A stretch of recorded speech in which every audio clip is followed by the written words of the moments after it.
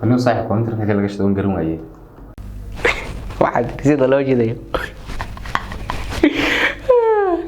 أنا هاي هذا قرن صنع شيء هذا أنا بقول قصلني بدي بتك هذا بتك عاد بوجد بيانك هو قرنية ولا هي وش دماغك كم شيء هذا صحيح ما أنت هاي هذا قرن صنع شيء هذا بنيو دافني نيو بالك مدا بنيو ما أنت ودنيس كان هاي وهذا ما قرن سيد وهذا قصة دراسة أظنه دنيو مسكي قاعدنا أنت أنا واحد دين نقول دهران مقرن سلامي كانيو وقت وحنو بهنا أنا ويمكن شغل قليا ومر كانيو مسكي قاعدنا الواي صح وهذا قرن سماه اللي قلت قدي بدل نوجي ما نيو سوق مدبان يمك ويديني يا مدبان قرن يعني وحن كاتش كبرتايو مقرن سماه هذا دقيقين تري أوكي ogeysiis ma ogtahay macmiilin shirkadda Somtel ay bixin doonto وكان ما أنت يسوق راعي هلا السلام عليكم صاحبي يورن وعليكم السلام صاحبي في عنا يورن أقول ورصاحبي في عنا مقالدي بندقها هنا السؤال صاحب جواب صاحب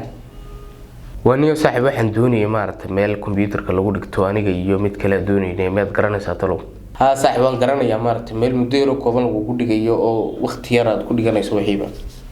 وانيو صاحب awaj baatay hadaan maxad noogala dhacday dad garanayso Soomaaliyeed horta taniyo mid weydiisay dad weydiin leeyahay ku sheegi laanu yahay وانيو صاحب waxaan doonayay ma garanaysaa inaan hore u dhigto ma garanaysaa oo maartay shaqo ay soo baxaysa imika bisha saddexaad meelaha ugu dhamaadkeeda shaqo ay soo baxaysa markaas saxib waxaan doonayay inaan gale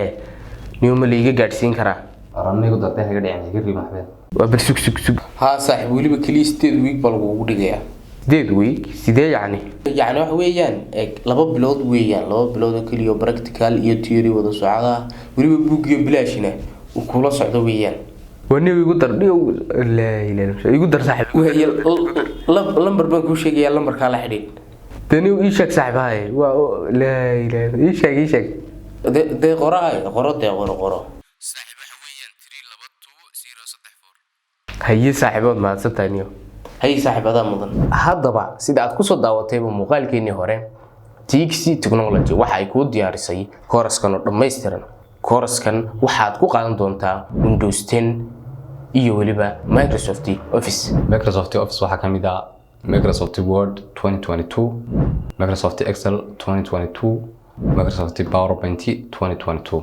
iyo waliba Microsoft Access 2022 Microsoft Outlook 2022 iyo waliba Microsoft Publisher 2022 oo intaas oo dhan